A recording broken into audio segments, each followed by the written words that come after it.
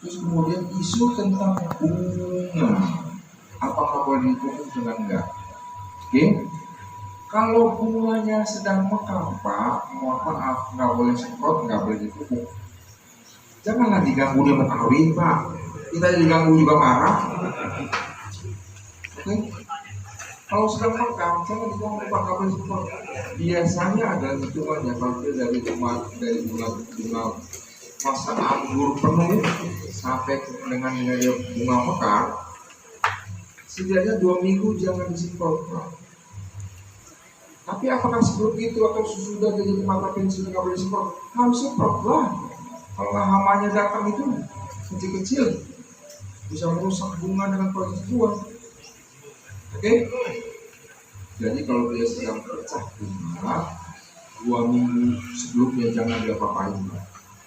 Biarkan dia kawin, dia datang awal.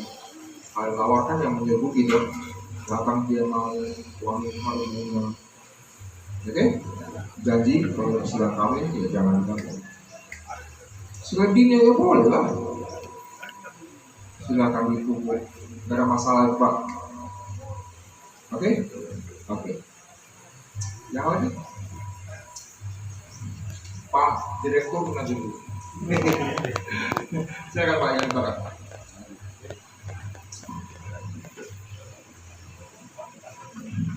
Pak Direktur kita kasih waktu khusus. Iya, nanti ya. Terima kasih Pak. Assalamualaikum warahmatullahi wabarakatuh. Waalaikumsalam. Saya mengikuti pelajaran ini juga sama teman Pak Jody. Jadi saya aktif juga di medsos, maksudnya melihat perkembangan dunia durian walaupun saya hanya memiliki tidak sampai 30 pohon durian dari berbagai kualitas. Jadi pernah saya baca postingannya Pak Ahmad Mulyana yang mengatakan bahwa untuk mendapatkan rasa seperti di Malaysia itu terdapat tanahnya itu terdapat di utara. Jadi berbahagia teman-teman dari utara karena secara geografis mungkin mineral dan lain-lain itu ada di utara. Jadi ya saya ingin ini Pak, bagaimana caranya supaya kita bisa mendapatkan pupuk-pupuk yang komplit seperti ini, karena saya jujur saya ini petani kakao. Saya petani kakao, saya biasa menggunakan pupuk NPK 16 dan magnesium sulfat dan lain sebagainya. Produknya dari Merauke dan produk dari pupuk lain. Cuma karena keterbatasan daripada pupuk ini di toko-toko tani sehingga kami kadang beli online. Nah seperti itu Pak. Jadi bagaimana caranya supaya dilengkapi dan dilengkapi. Baik dari punya gawe Pak Ade, jangan bikin susah petani, lengkapi pupuknya. Oke? Karena kayak semacam Vitaplex itu yang mikro itu saya wajib pakai. Saya wajib pakai di kakao. Bahkan saya mau menyemprot itu sampai 30 gram per liter. 30 gram per liter. Ya, jadi kalau misalnya saya tangki sekitar 400 sampai 500 gram. Itu jadi dosis tingginya untuk spray. Pak Andri kalau nggak ada Vitaplex sama mikronya awas. Jadi semacam magnesium sulfat, terus yang karatin plus apa semua itu kalau bisa di toko-toko itu kita lengkapi. Kalau growon sama karatin ini ada. Jadi mungkin nanti kalau bisa saya minta langsung beliau nomor HP-nya, kalau bisa nanti kita minta langsung sama ini untuk baik makro maupun mikro ini. Nah itu yang kedua adalah pengadaan pupuk-pupuk yang berpola. Maksudnya ada yang pola pembungaan, ada pengisian buah, ada pertumbuhan. Nah itu yang kita butuhkan juga kan. Karena di kakao itu terkhusus kami kakao ya. Itu kalau misalnya sudah seperti baterai itu kita butuh pengisian buah pupuknya. Ya, pada saat misalnya sudah memasuki masa musim penghujan itu butuh pupuk pembuangan. Betul. Dan itu yang susah kami dapatkan. Betul. Nah, seperti itu saya Pak. Terima kasih. Assalamualaikum warahmatullahi wabarakatuh. Oke, pertanyaan cukup singkat. Nanti Pak siapa Pak? Namanya Pak? Hamka dari Lu. Oke. Sederhana, pengadaan pupuk, gampang, Pak Andre. Janji dia selesai. Yang kedua adalah pemupukannya tahap pengetahuan generatif. Nanti saya akan jelaskan ajarkan Bapak tentang bermatematika di dunia. Jadi saya ya, supaya Bapak enak untuk berdua. Ya Pak, siap ya? Oke, nanti terakhir baru saya cerita. Setelah kita proposal polisi. Silakan lagi Pak, mau tanya? Sini dulu, saya dulu. Assalamualaikum warahmatullahi wabarakatuh. Sebenarnya pertanyaannya seperti yang sama teman, tapi karena mumpung ada kesempatan Pak, perkenalkan nama saya Suaranas dari Luwu Utara, tepatnya di Sabang. Tidak apa-apa keluar dari materi sedikit Pak. Tidak apa, bebas saja. Pertanyaan pertama itu, apakah top working itu bagus untuk durian Pak? Newe, Ya. bagus lah ganti tuh, kalau punya motor. Terus ini ada pertanyaan bawaan dari Ibu Pak, tetangga. Ini kapan waktu pemupukan yang paling baik dari sebelum berbuah sampai setelah berbuah atau sampai bisa dinikmati Pak buahnya? Kapan bagus waktu pemupukannya? Oke, baik. Terus pertanyaan yang kedua masalah ketiga. Mohon maaf ini Pak karena saya baru petani baru sambil menjual bibit juga. Jadi banyak yang bertanyakan itu mumpung ada ahlinya di sini. Racun yang paling bagus untuk hama dan jamur itu apa Pak? Oke, terima kasih. Baik. Mengganti kepala disebut dengan top working atau bagus. Di pohon-pohon lokal yang tidak enak pun mau di-TW. Bapak belajar dari Brongkol. Brongkol itu adalah sebuah kecamatan atau kabupaten di Jawa Tengah dan Semarang. Mereka itu TW-nya itu pohon tua, bukan pohon kecil loh kan. Dan di TW itu sambung pucuknya itu yang kita di cabang ranting di TW. Jadi kalau cari musang di sana 3 tahun umur TW-nya, tapi pohonnya 20 tahun. Belajar dari Brongkol Pak. Boleh tanaman tua, silakan yang nggak enak gantilah kepalanya. Belajar cara menyambung di Brongkol. Ya kan? Ya, oke.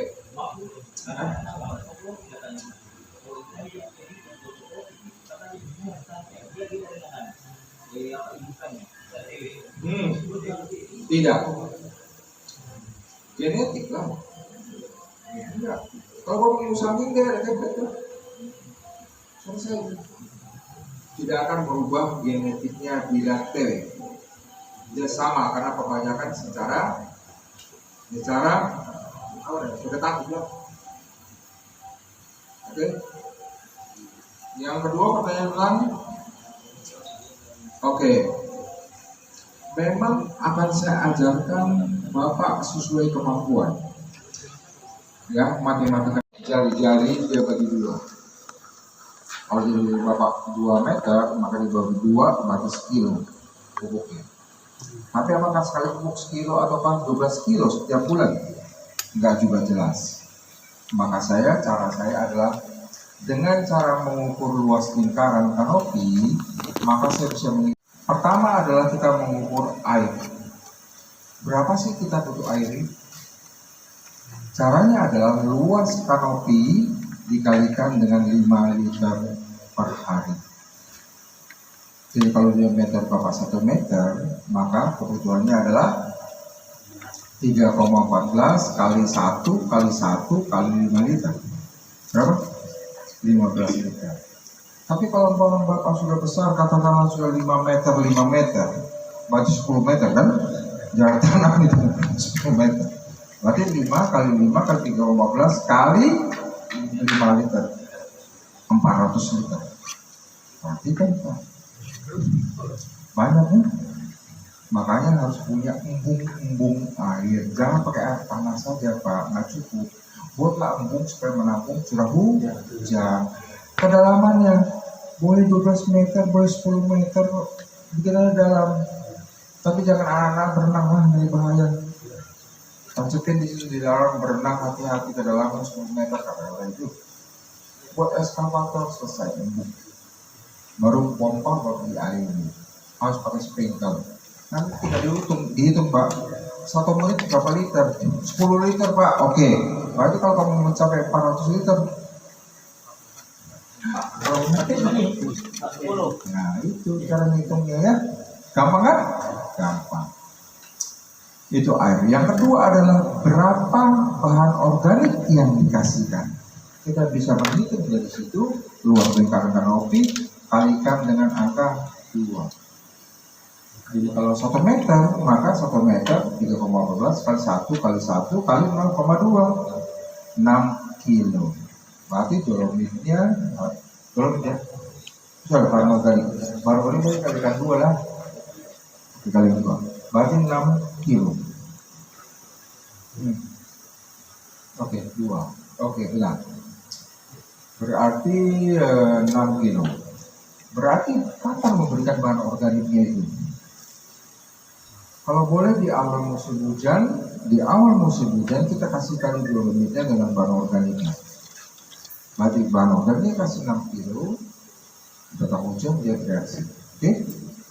Nah yang ketiga adalah menghitung dolomitnya. Pengaturan wajib Pak, setahun sekali. Berapa banyaknya? Luas lingkaran kalikan 0,2. Berapa? 0,5, 0,628. Berarti setengah kilo.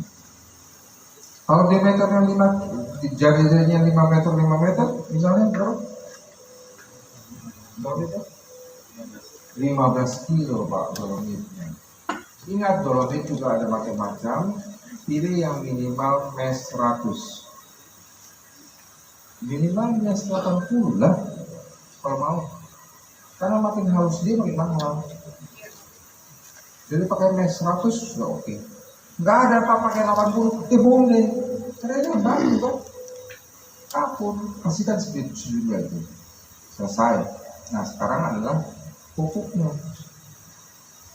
Tadi bahan organik dengan dolomit adalah sekali dalam setahun. Ada sedikit pertanyaan terkait antara bahan organik dengan tadi. Ya. Jadi kan tujuan utamanya dolomit kan menetralkan tanah. Asalnya. Ya.